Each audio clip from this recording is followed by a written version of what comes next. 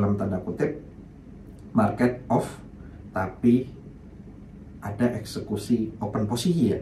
Open posisi di hari Minggu malam, yang jelas-jelas market lagi off. Oke, selamat siang semua, salam profit Saiful dari Forex.id. Vlog kali ini saya coba akan mengingatkan ke teman-teman tentang broker yang buruk. Jadi kalau teman-teman ditawarin trading atau baru terjun di dunia forex, teman-teman tidak akan paham ada beberapa broker yang nakal dalam tanda kutip, atau broker itu berkinerja buruk atau dalam tanda kutip curang juga. Jadi vlog kali ini saya membahas tentang keburukan broker. Jika teman-teman memahami materi ini, teman-teman akan bisa membedakan mana broker yang layak teman-teman pakai dan mana broker yang tidak layak teman-teman pakai.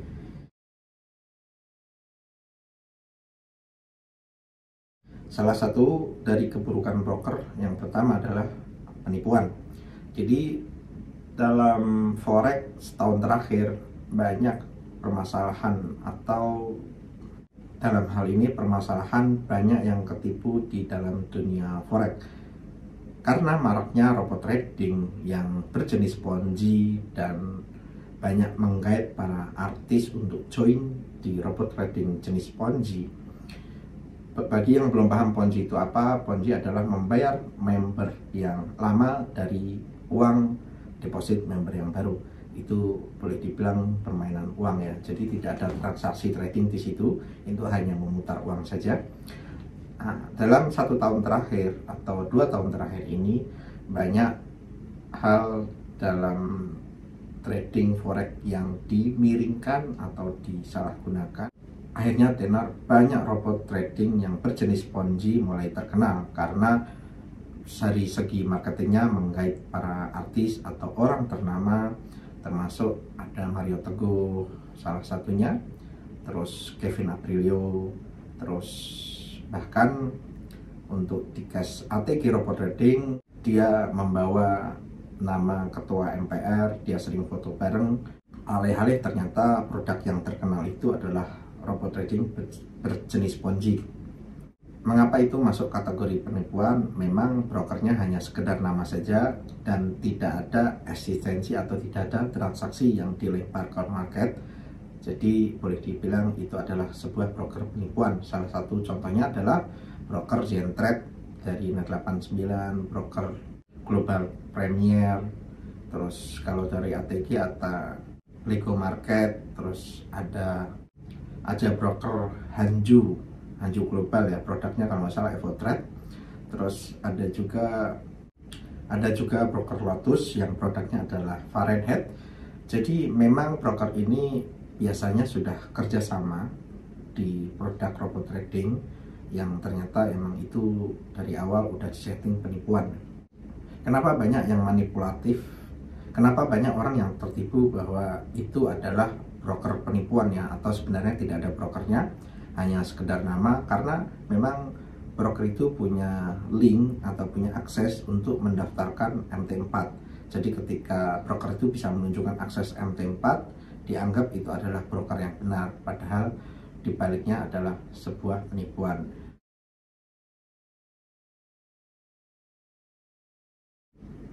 Kemudian yang kedua,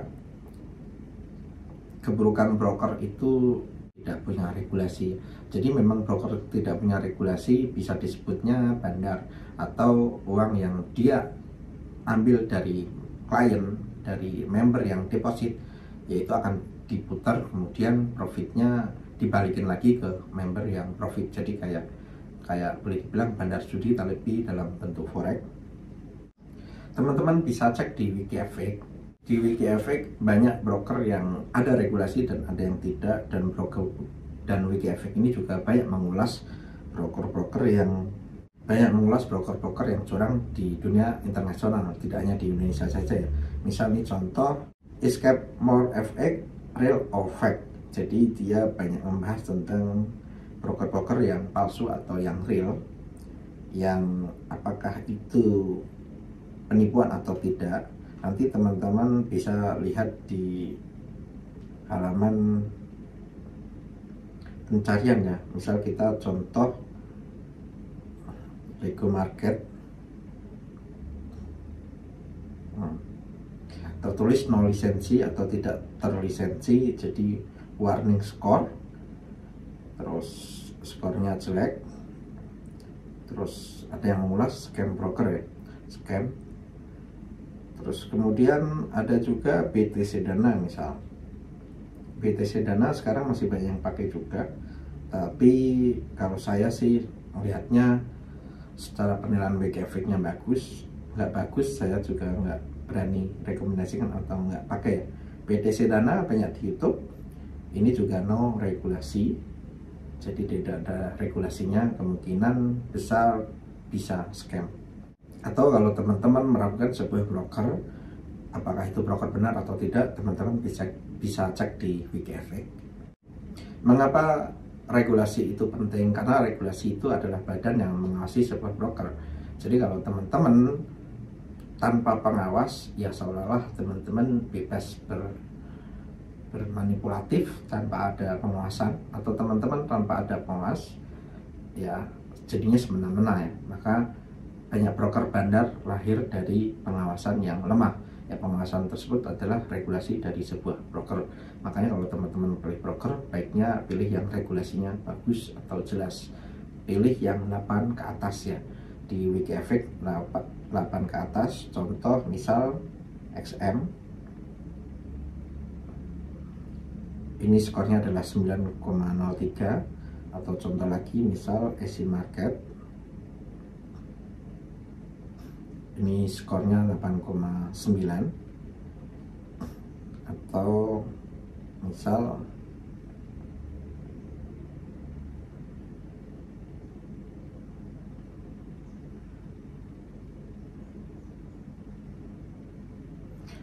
forex.com dari Amerika, skornya 8,29. Jadi di WKFX ini banyak penilaian, nggak sekedar cuma broker itu benar atau salah, bisa juga jadi slippage, terus kecepatan order, WD, dan deposit, dan banyak ya, macamnya banyak yang dinilai di WKFX. Jadi saran saya ketika teman-teman menemukan broker, cek dulu di WKFX nilainya berapa. Saran saya cari yang broker di atas 8.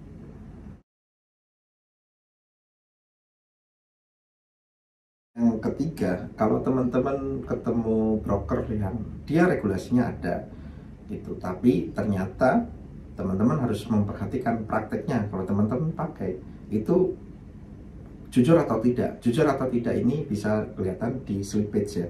Slippage ini efeknya ke SL Hunter. SL Hunter itu adalah teman-teman pasang SL berapapun itu akan terkena pelebaran spread, dan ujung-ujungnya akan ketendang SL-nya atau kena SL. Perasaan harga masih selisih 300 poin, kok tiba-tiba SL-nya udah terclose, harusnya belum kena SL tapi kena SL. Itu namanya broker forex yang SL Hunter. Teman-teman harus hati-hati, karena memang pelebaran spread itu kalau teman-teman nggak mengawasi banget itu tidak kelihatan. Contoh pelebaran spread itu kelihatan di sini ya, tapi ini kan ketika market off. Kalau market off wajar spread melebar, tetapi kalau market lagi fluktuatif tinggi ya kan, teman-teman lagi tidak melihat candle, tahu spreadnya melebar tinggi, ujung-ujungnya kena SL, kan sayang ya. Misal contoh nih, Audi jadi spreadnya 341 poin. Berarti kalau teman-teman pasang SL sebesar 300 poin, baru open posisi aja udah kesenggol kena SL. Ini contohnya adalah contoh perebaran spread atau bisa disebut dengan slippage. Slippage ini agak menipu ya, karena memang ketika lagi transaksi spreadnya kelihatan kecil. Misal Euro USD aja kadang kelihatan cuma 10 poin, padahal ketika terjadi pelebaran spread atau dari 10 melar menjadi 100 atau 200 poin, bahkan 300 poin. Jadi itu sangat bahaya. Broker-broker yang melebarkan spread dengan cara curang seperti itu, teman-teman harus benar-benar hindari ya, karena takutnya SL berapapun yang teman-teman pasang pasti akan ketendang dan kena SL.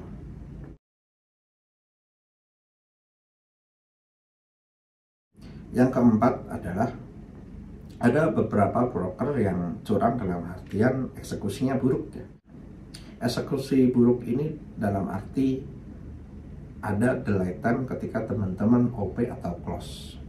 Misal teman-teman profit $100 gitu, di close, tahu-tahu selang 2 detik baru terclose.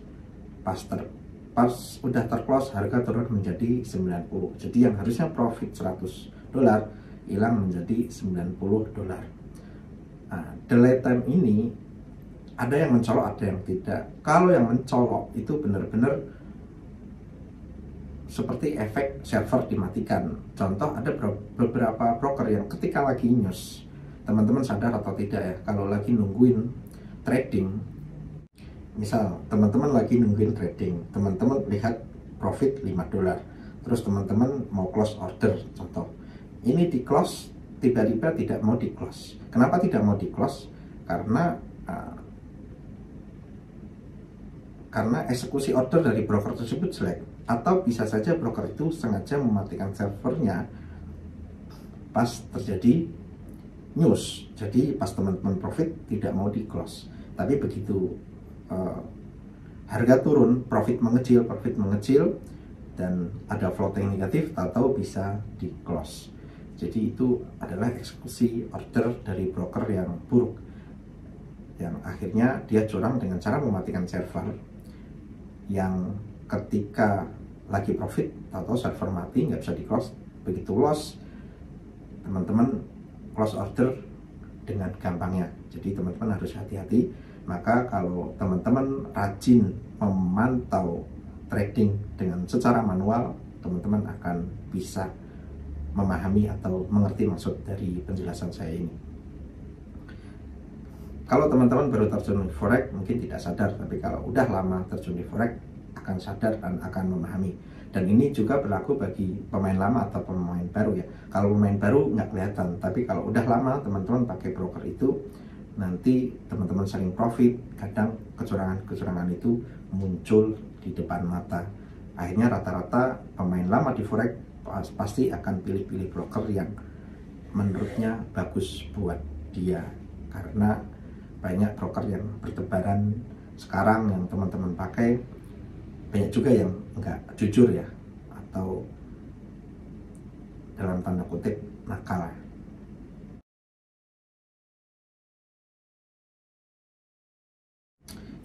Yang kelima, ini saya pernah ngalamin sendiri, tapi saya tidak mau menyebutkan brokernya ya.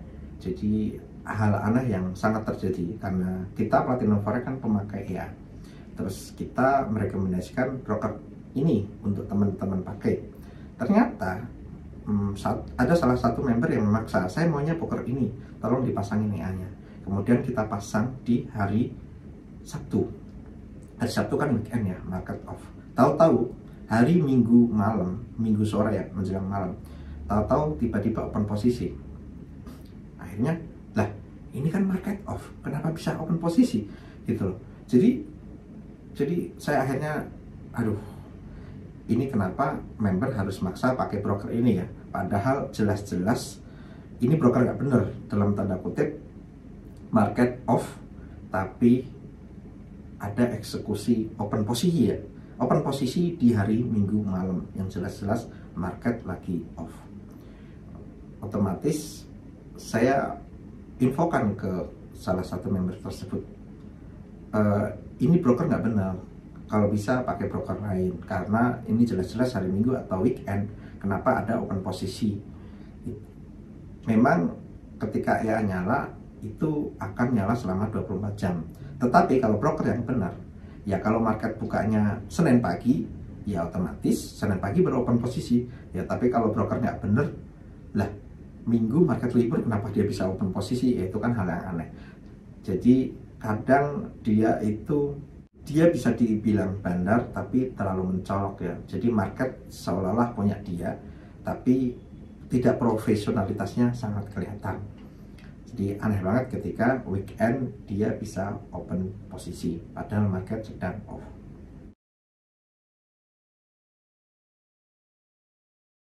Kemudian yang keenam ini ada di video saya tentang membandingkan harga-harga market. Ini videonya, teman-teman silahkan lihat. Dari situ teman-teman bisa kelihatan ternyata harga di satu broker kadang tidak sama dengan broker lain. Makanya kadang ada member yang komplain, loh saya dilihat broker A, broker B nggak ada grafik bentuk seperti itu, kenapa di broker ini ada grafik atau candle seperti itu, dan akhirnya kena SL, akhirnya terjadi komplain. Tetapi ada baiknya teman-teman memang awal-awal mencoba 1 atau 2 atau 3 broker supaya paham mana broker yang jujur atau yang tidak. Bagi saya spread kecil atau spread besar itu tidak jadi soal ya, yang pasti kejujuran yang paling penting. Ada broker yang dalam tanda kutip curang, dia kasih spread Euro USD 6, tetapi spreadnya kadang bisa melar dari 6 ke 100 pas kondisi market lagi fluktuatif ya, atau news. Tapi ada broker yang jujur, jadi ketika dia ngasih spread di hari normal biasa 16 taruhlah atau 12, tetapi ketika kondisi ekstrim dia naik ya dari 12 ke 20 atau 25, itu masih wajar ya. Tapi kalau dari 6 ke tiba-tiba jadi 100 poin atau 200 poin, nah itu yang sangat merugikan teman-teman semua, karena nanti SL yang teman-teman pasang rawan tersenggol atau boleh dibilang jadinya efek SL hunter. Teman-teman pemula di forex kadang tidak tahu ya mana broker yang jujur atau yang tidak. Baiknya mengikuti saran dari pemain lama di forex ya. Ada pemain lama yang benar-benar dia konsisten ngasih tahu, ada yang tidak, ya teman-teman silahkan pilih-pilih. Ya kalau nggak percaya silahkan coba sendiri. Kalau teman-teman merasakan dicurangin broker, ya silahkan pindah ke broker yang lain. Apalagi candle yang beda sendiri bentuknya.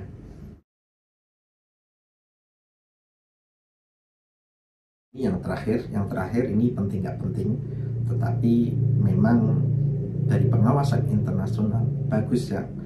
Dari pengawasan internasional, penilaian broker yang bagus adalah ketika broker yang memiliki edukasi atau dia menyediakan mentor atau dia menyediakan pengajar supaya teman-teman bisa belajar di forex. Memang sepenuhnya ilmu dari mentor nggak harus teman-teman 100% pakai, karena di forex itu kebanyakan ilmu yang cocok adalah ilmu dari dia sendiri. Silahkan ambil yang bagus dari mentor-mentor yang lain, tetapi nanti belum tentu cocok sama teman-teman. Yang paling cocok adalah ketika teman-teman sudah paham garis besar forex dan teman-teman mencoba sendiri, teman-teman belajar analisa sendiri, akhirnya teman-teman akan bisa terjun di forex dengan cara teman-teman sendiri. Itu adalah cara yang paling bagus, karena cara di forex adalah mempengaruhi karakter ya. Ada karakter nggak sabaran, berarti nggak cocok dengan swing trade. Atau ada karakter yang teman-teman pengennya sehari harus profit, itu cocoknya scalping.